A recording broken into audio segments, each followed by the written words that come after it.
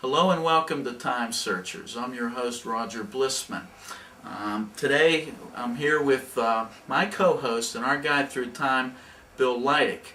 Bill has just recently made a trip down to Culpeper, Virginia for the prestigious DIV VII hunt. And Bill has brought some of his finds here to show and explain to us. Hi, Bill. How are you? Pretty good, Roger. So, Bill, it looks like you had a pretty productive trip down in Virginia.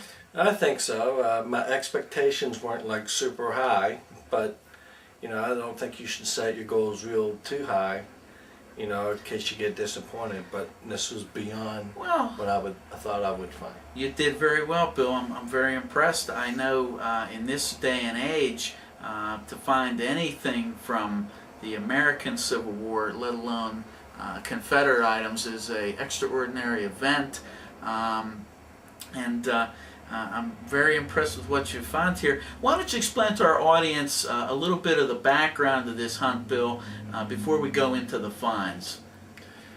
Well, this hunt all came about from John Kendrick and Rose Kendrick, and as you know, they do these divisional digs, and this was the 7th one.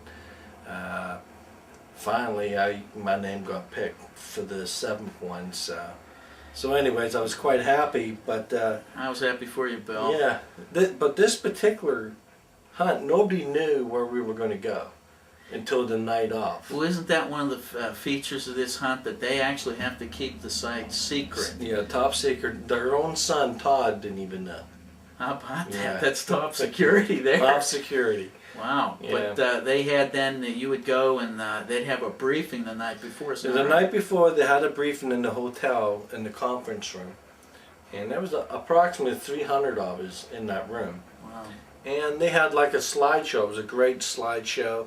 They showed you the troop movement and showed you other different pictures and everything and maps. And then give you a little bit of history about the place. So you had a little idea what you wanted to do before you got there. And then they gave informational packs of the history around Culpeper. Plus they gave you a map of the area where you were going to hunt. So now you can decide, which area you want to hunt. And there was like 5 different areas, or zones we call them. But we decided to stay in zone 1 because that looked like the biggest part of the cavalry battle was in zone 1. Oh, I see. And each of those zones, you did your own research and referred to the maps they had and some of your own. And some of our own. You made it, since you were limited to, what was it, a 3-day hunt, Bill? A 3-day hunt. So you had to make the most of your time, and you concentrated on that area. Exactly. How about that? But you did actually get down a couple days prior, and you did go on another location. Yeah, yes we did. We went down a couple of days prior. It would be me, Randy Ivy, Cliff Owen.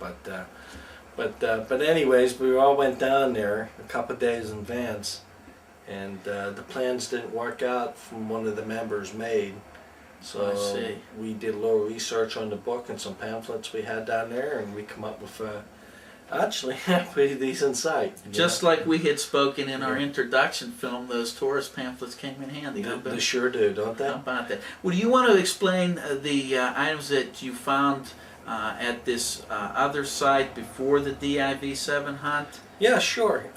We were approximately a couple of miles away from the hotel in Culpeper, and when we came across this site, and the owner was very nice and everything, and we had a Pittsburgh connection. He owned a couple of restaurants here in Pittsburgh.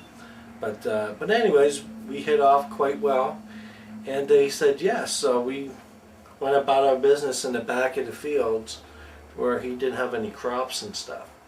But as you can see here, there's a big, huge horseshoe I found in his farm there, and it was a pretty big horse it had that.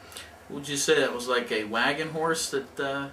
More likely that was a wagon horse, and the same with these other 2 half horseshoes. As you see, I found the other half. It was only like a foot away, from each other. So I got the two pieces here. There was a lot of horseshoe fragments here, but then we started finding shell fragments. And this was probably off around Cannonball, you know, probably Union.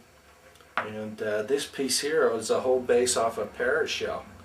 You can see the base there, beautiful piece. First time I've ever found it. Actually, this was pretty deep in that red clay dirt down there. How deep was I that bet you that was probably a good, you know, a foot, 14 inches No deep. kidding. Wow. And it sounded off pretty decent. It was a good signal. And there was other shell fragments from parrot shells.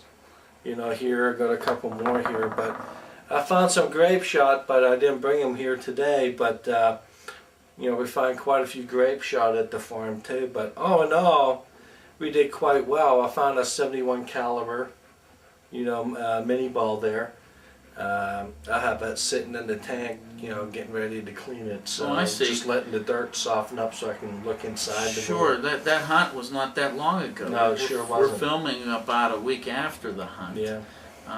Very interesting, But Bill. we have. Okay, well, Bill, then the DIV VII hunt, you made some finds there. Do you want to explain some of the finds we're looking at that came from that? Yeah, sure. You know, as you know, like any conflict, you're going to find some broken horseshoes or whatnot. We find quite a few of them.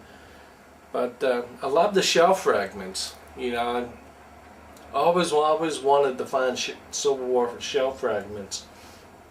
You know, because here in Western Pennsylvania, we don't have that kind of stuff here. And so it was nice to have some. As you can see, there's all different variety of shell fragments, all from all different types of shells.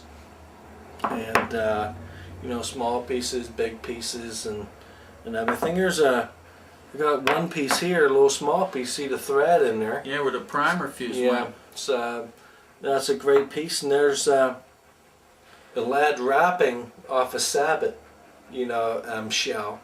You know, the line, the base of it, you know, with lead. This is the piece of it.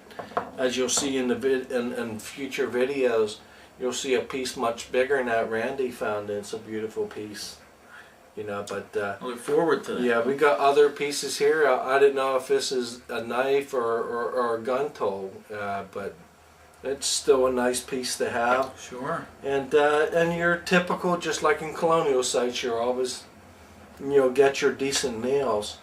But I found this thing here has a double hook on it right there.